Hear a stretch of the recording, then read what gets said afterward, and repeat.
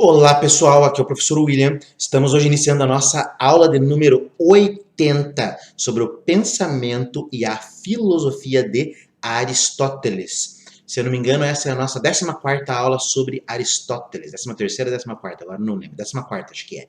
Tá? Então, hoje nós vamos continuar falando ali sobre a filosofia e o pensamento do Aristóteles. Falta, se eu não me engano, mais 5 aulas para a gente terminar o pensamento desse autor.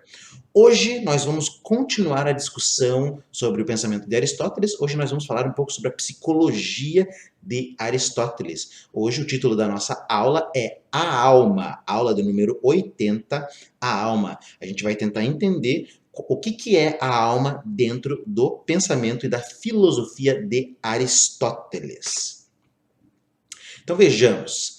Uma parte da física é aquela que estuda a alma. Então a gente já estava discutindo na aula anterior sobre algumas ciências que, de certa forma, aparecem ali dentro da perspectiva do Aristóteles. Comentamos um pouquinho lá sobre a teologia, que vai estudar a substância imóvel. Estudamos também um pouco sobre a física na aula passada, que vai tratar das substâncias sensíveis. Certo?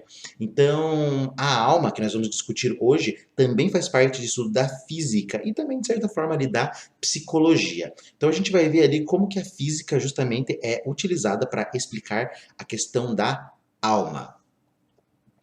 A alma é objeto da física enquanto é forma incorporada na matéria. O que é a alma? Dentro da teoria da substância do Aristóteles, nós vimos que ele vai justamente tentar descrever ali o que é a substância, qual que é o princípio do devir da substância, e principalmente ele vai dar a ideia ali do sínulo, que é a junção de matéria e forma.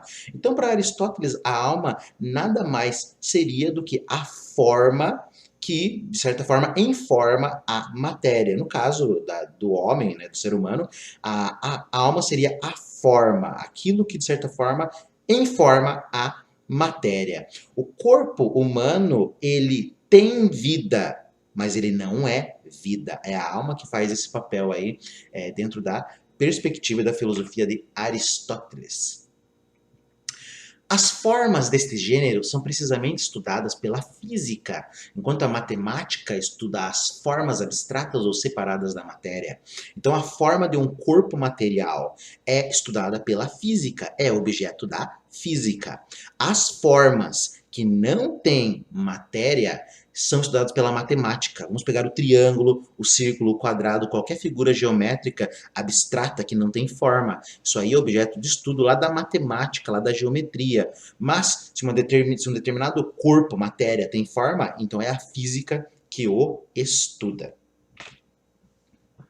A alma é uma substância que informa e vivifica um determinado corpo. Então a alma está ali para informar, né, dar forma ao corpo, a matéria, e ainda por cima o torna vivo, né? O corpo tem vida? Tem, mas ele não é a vida. O corpo não se reduz a vida, tá bom? Pelo menos aqui dentro da perspectiva do Aristóteles. Mais para frente, ali outros filósofos vão discordar, obviamente, dessa afirmação.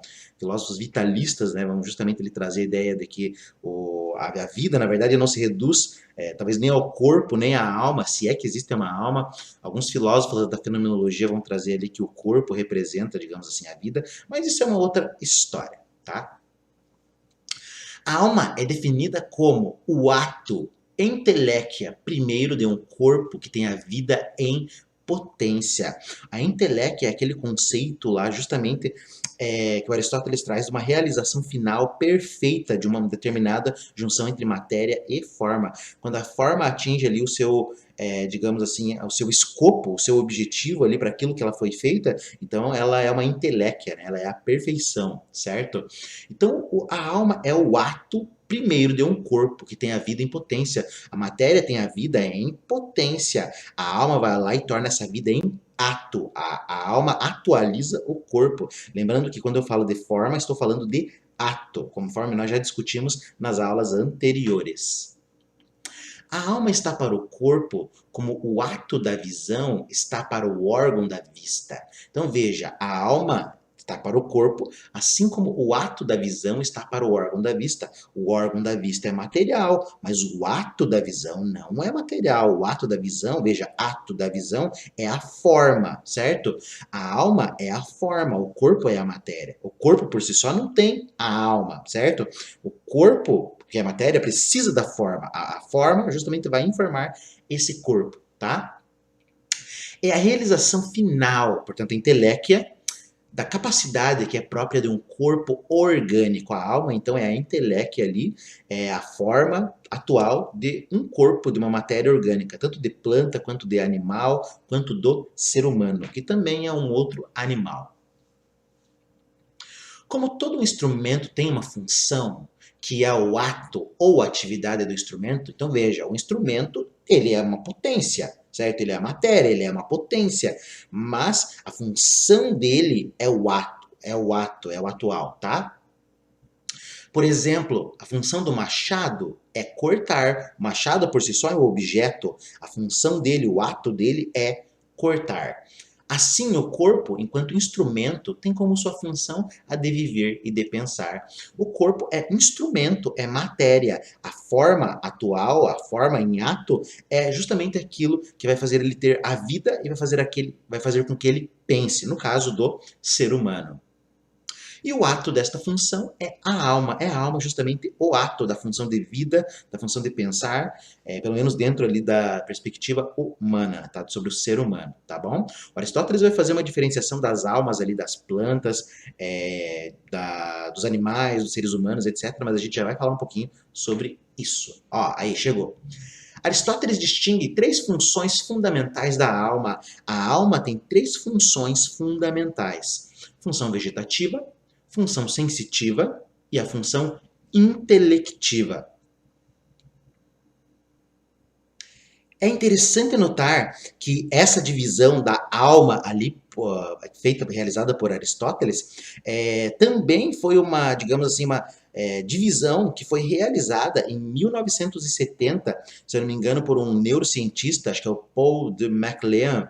E o MacLean, na verdade, ele acabou dividindo o cérebro humano em três partes, que era a parte reptiliana, a parte límbica e a parte do neocórtex. E essa divisão, na verdade, é bem parecida com aquilo que o Aristóteles vai falar sobre a questão da alma, né? A alma como uma questão vegetativa, uma questão sensitiva e também uma função intelectiva. Mas isso que eu estou falando agora é só a nível de informação. Vocês podem pesquisar depois ali sobre o MacLean, Paul de MacLean, se eu não me engano. Tá? Dá uma olhadinha ali e e procura ali o sistema tripartido do cérebro. Aqui o Aristóteles está falando da alma. Vamos dar uma olhadinha para ver o que são essas funções da alma.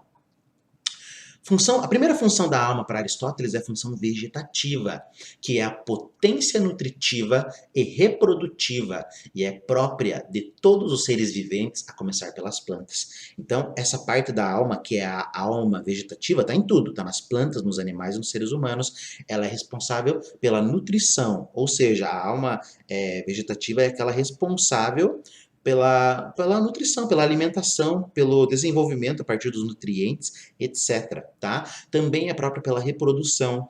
A reprodução, dentro da perspectiva aristotélica, é bem interessante. O homem, de certa forma, visa a eternidade, visa ao eterno, mas o homem não pode ser eterno, porque ele, justamente por ser formado de matéria, ele obviamente vai se corromper, ele vai morrer, ele vai acabar, ele vai se desgastar, mas a reprodução é um dos meios de continuar mantendo, digamos assim, a espécie viva, a espécie eterna.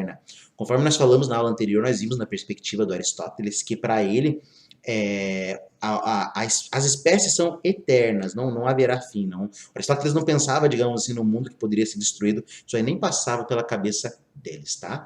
Mas enfim, então a função vegetativa da alma é relacionada à nutrição e também à reprodução, que está presente em todos os animais, inclusive nas plantas. As plantas se reproduzem e as plantas, obviamente, também se nutrem. Segunda função da alma, função sensitiva, que compreende a sensibilidade e o movimento, e é própria dos animais e do homem. A função sensitiva não está presente nas plantas. As plantas só têm a função vegetativa.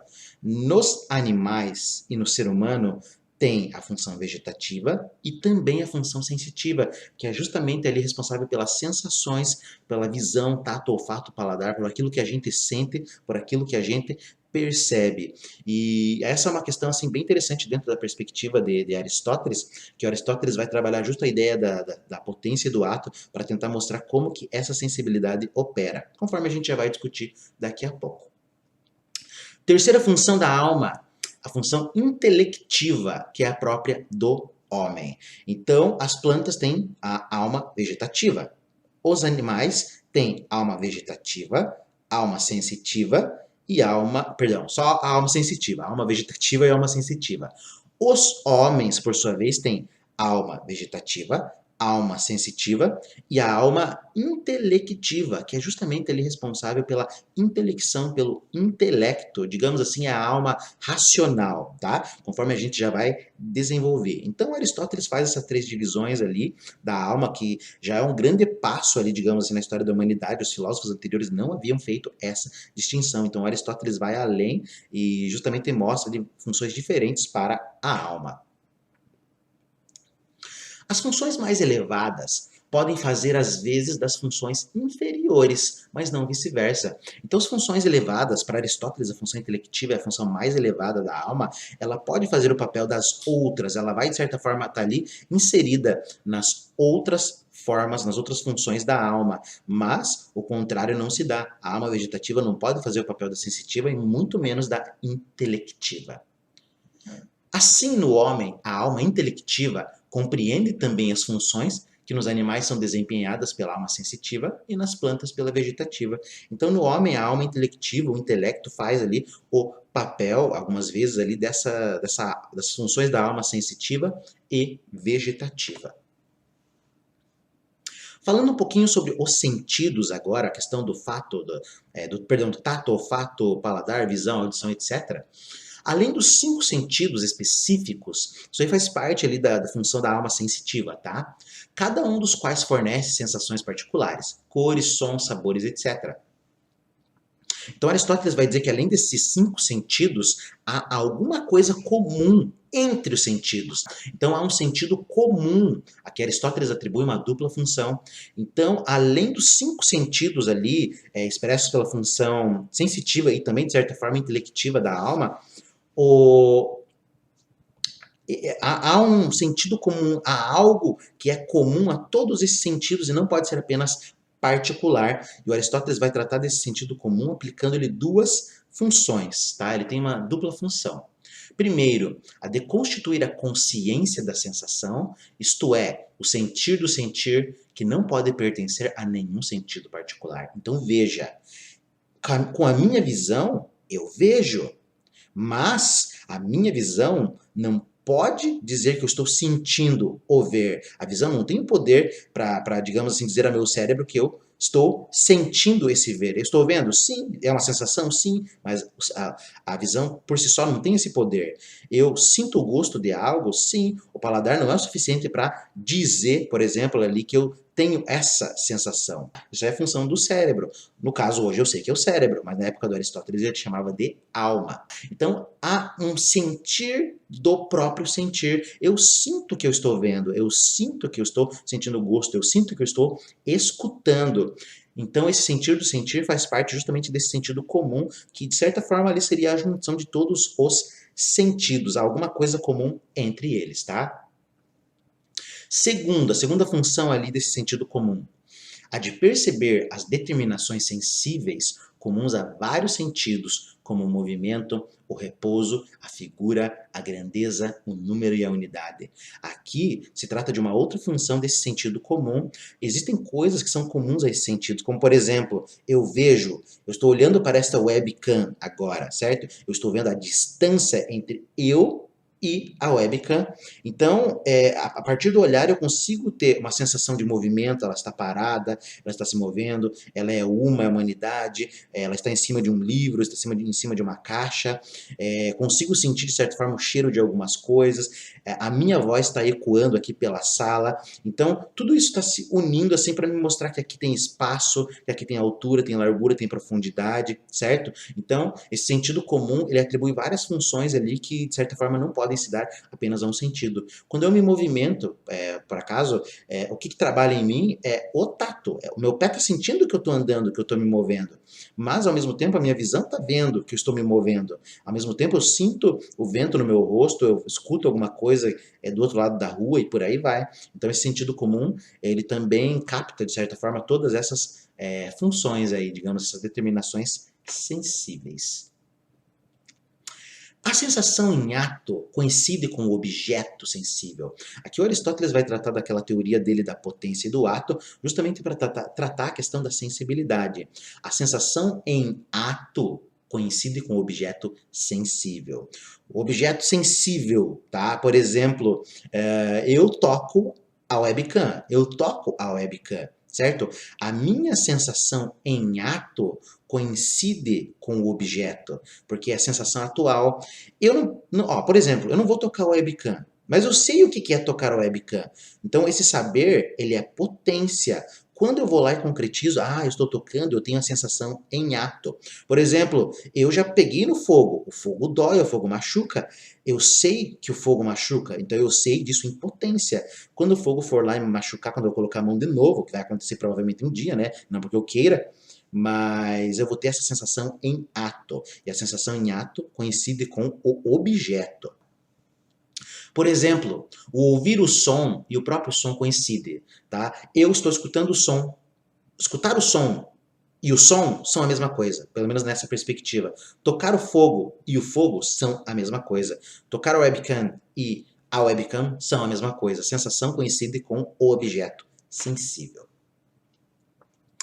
Em tal sentido, pode dizer-se que se não existissem os sentidos, não conheceriam os objetos sensíveis. Se não tivéssemos vista, não conheceríamos as cores. Se a gente não tivesse os sentidos, nós não conheceríamos os objetos sentidos. Então, aqui dentro da teoria do conhecimento do Aristóteles, tá?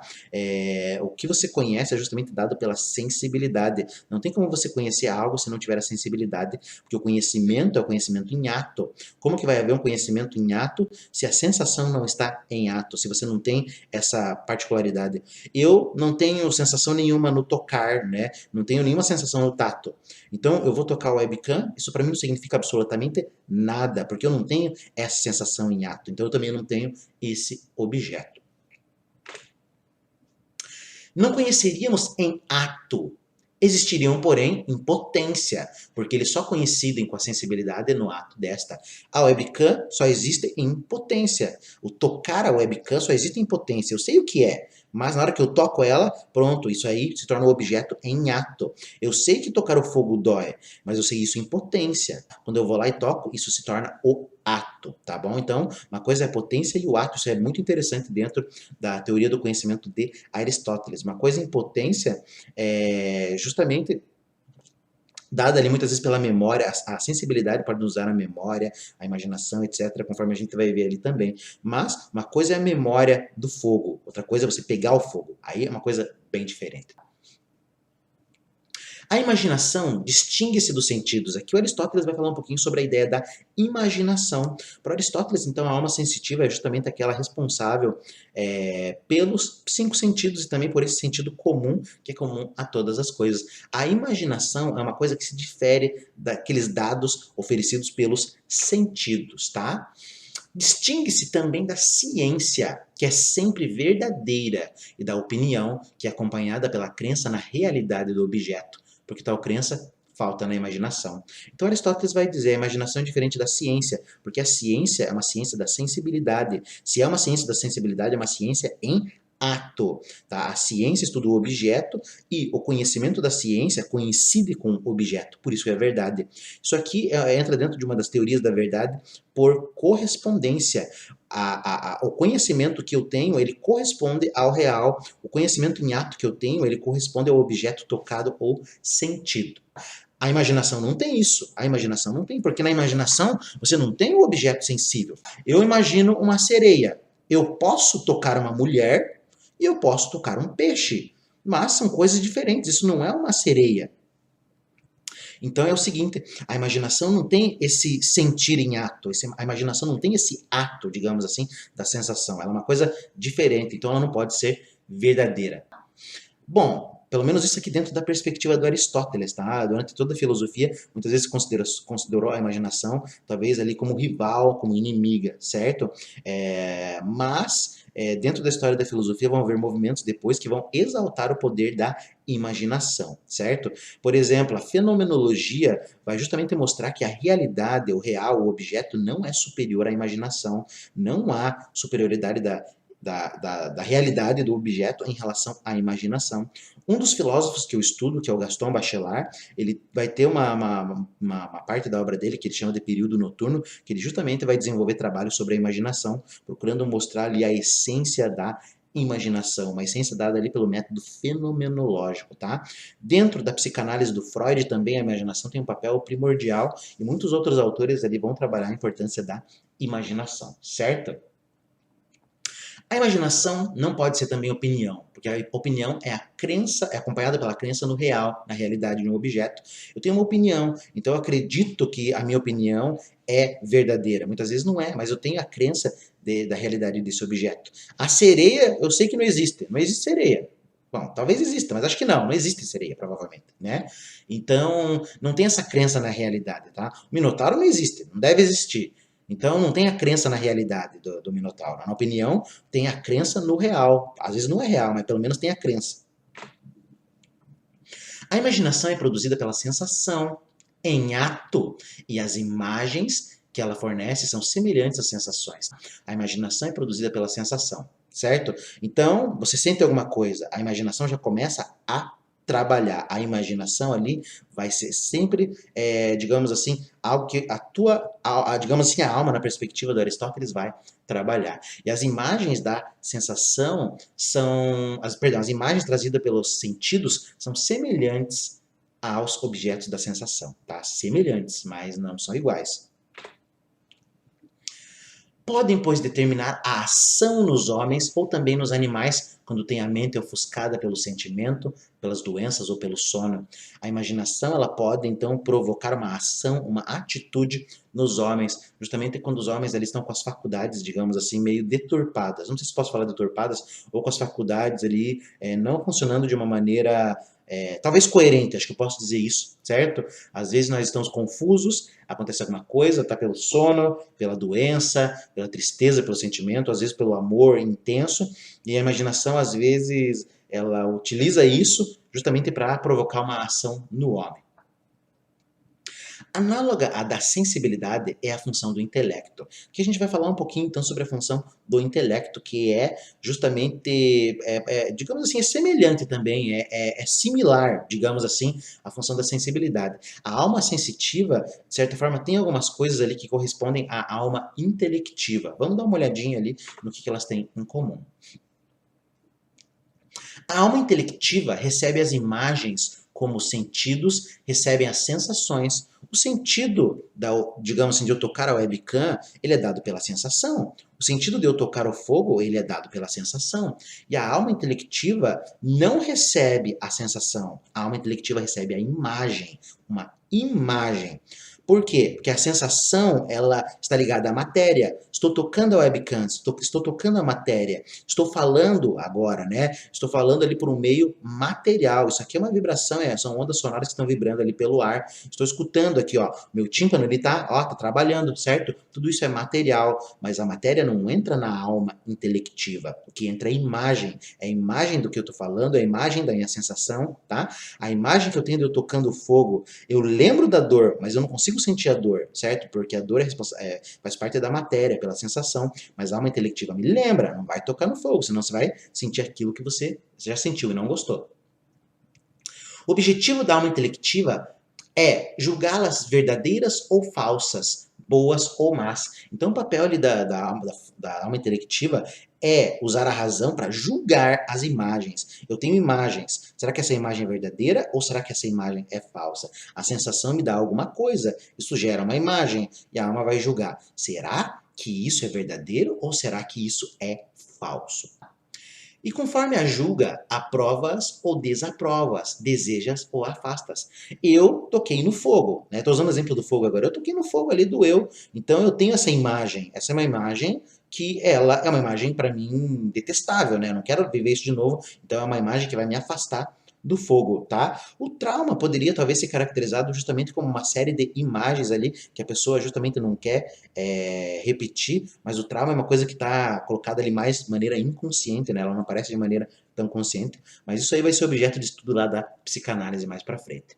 Eu gosto de comer, né, pão, pizza, sei lá, massas, essas coisas. Então, a imagem que eu tenho disso me leva para essas coisas, certo? Então, o papel ali da função intelectiva da alma é julgar as imagens para ver se eu aprovo ou as desaprovo, tá?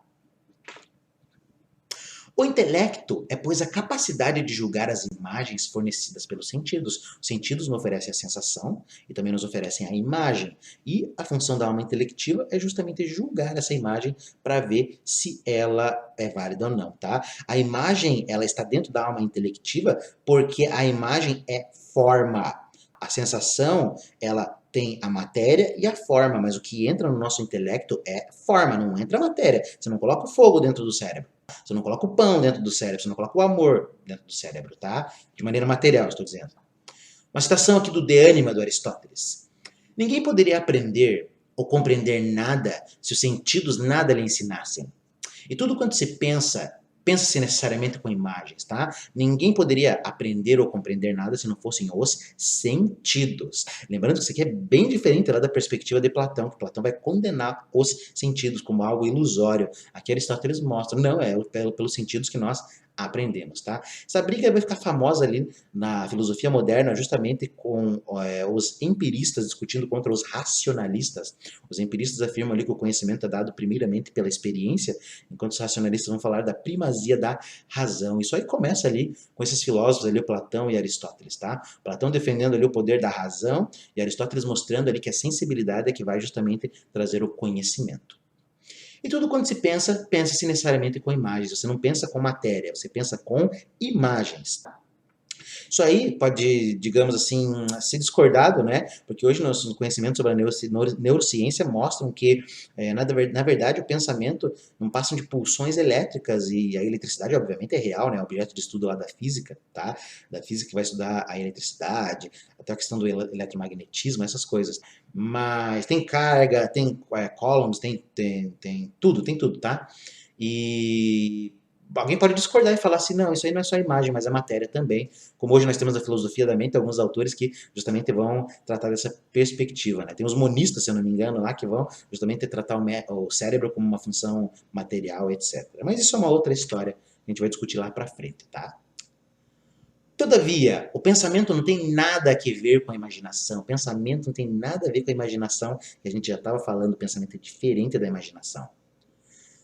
É o juízo emitido sobre os objetos da imaginação que os declara verdadeiros ou falsos, bons ou maus. O pensamento julga a imaginação. O pensamento julga se aquela imaginação é verdadeira ou falsa. Eu imaginei uma sereia.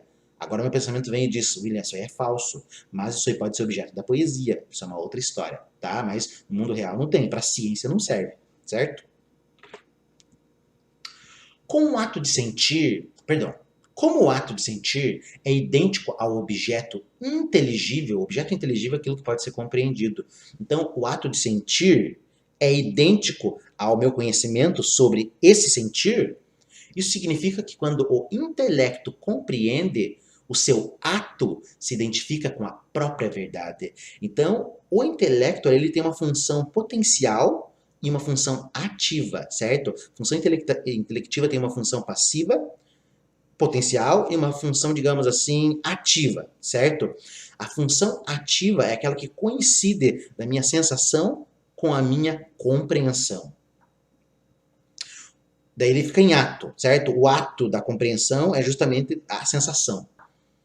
O seu ato se identifica com a própria verdade, com o objeto percebido.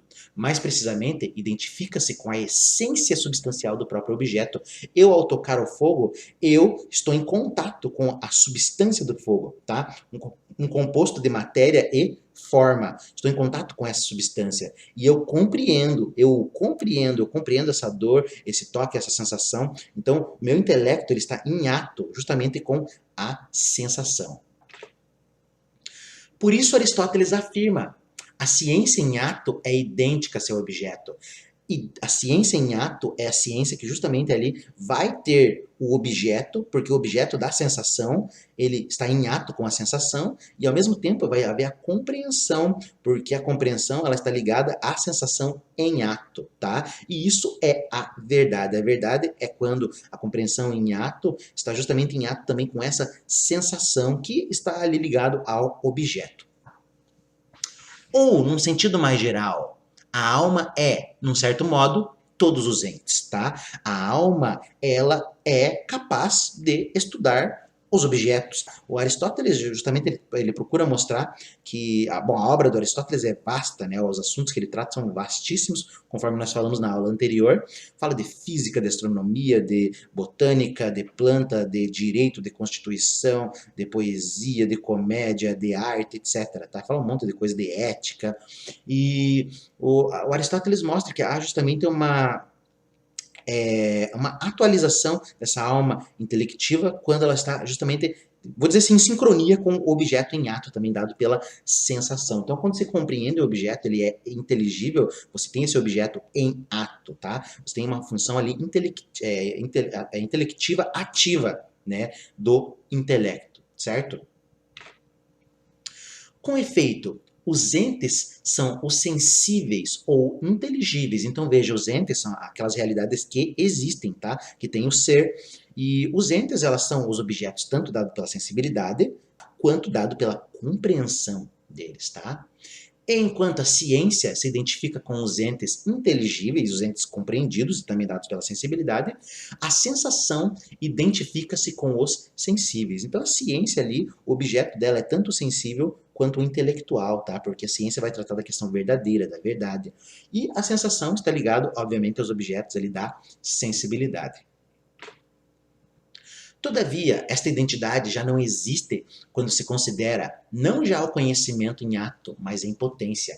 Aqui a gente vai entrar numa questão muito delicada da filosofia e do pensamento de Aristóteles. Uma questão que foi debatida muito na filosofia medieval, foi o problema medieval e o problema da filosofia árabe. E também foi um problema lá na filosofia do Renascimento, porque o Aristóteles ele faz ali uma menção a algo chamado de intelecto ativo. Tá? E isso aí é um grande problema, tá bom? Já vou mostrar para vocês por quê. Mas, né, não existe então aquela semelhança entre o conhecimento e a sensação quando a gente pensa esse conhecimento, digamos assim, em potência. Quando a função da alma está em potência, não há uma junção entre a sensação em ato e o conhecimento em ato, porque obviamente ele está em potência.